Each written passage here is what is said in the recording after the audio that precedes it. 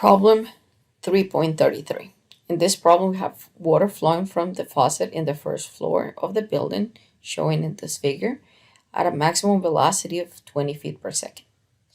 We're going to take a steady, inviscid flow, and we need to determine the maximum velocity at the basement faucet and also at the second floor.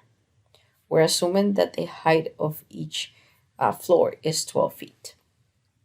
So I'm going to use these labels for the different positions. 1 for the first floor, 2 for the second, and 3 for the basement.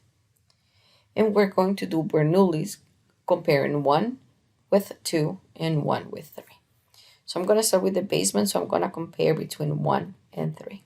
So I write P1 plus gamma Z1 plus 1/2 rho V1 squared is equal to P3 plus gamma Z3 plus 1/2 rho V3 squared.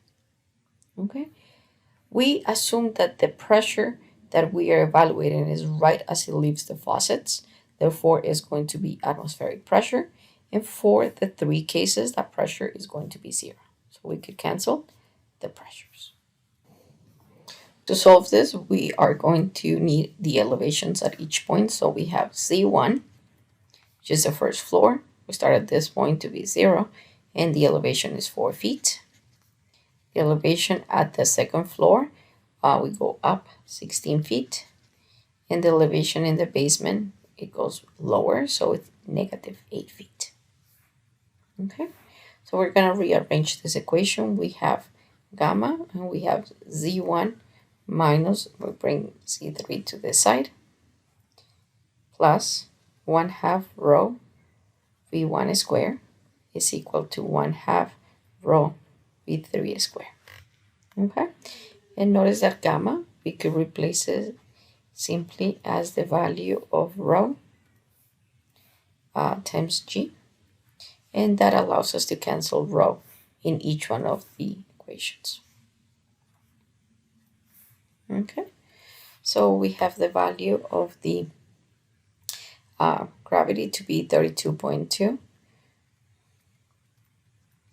feet per second square.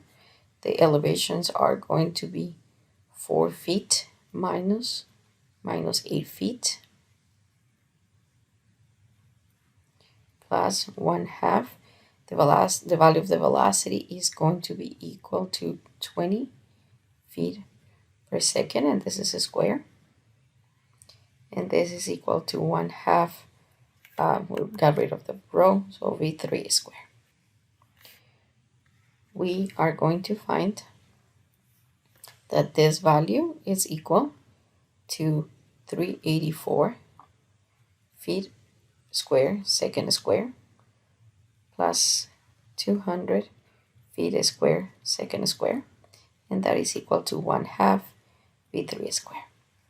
And after we do a little bit of algebra, we find that the value of the velocity in the basement is equal to 34.17 feet per second. Okay, we're going to do exactly the same derivation for the second floor. So now we're going to do from 1 point to point 2. We're going to start from this equation because it's already simplified. So if you see, it's going to be G, and it's going to be Z1 minus Z2 plus 1/2 V1 squared is equal to 1/2 V2 squared. We're looking for the velocity at the second point. And we start substituting, and we see that the first term gives us 32.2 feet per second squared, and this is 4 minus 16 plus 1/2 20 feet per second square is equal to 1/2 V2 squared. This term gives us negative 386.4 feet square per second square. And this again is like the last term, is 200 feet square per second square. And that is equal to 1/2 V2 squared. If you notice, this number is going to give us a negative value. This is 186.4 feet square per second square. and we cannot take the square root of a negative value.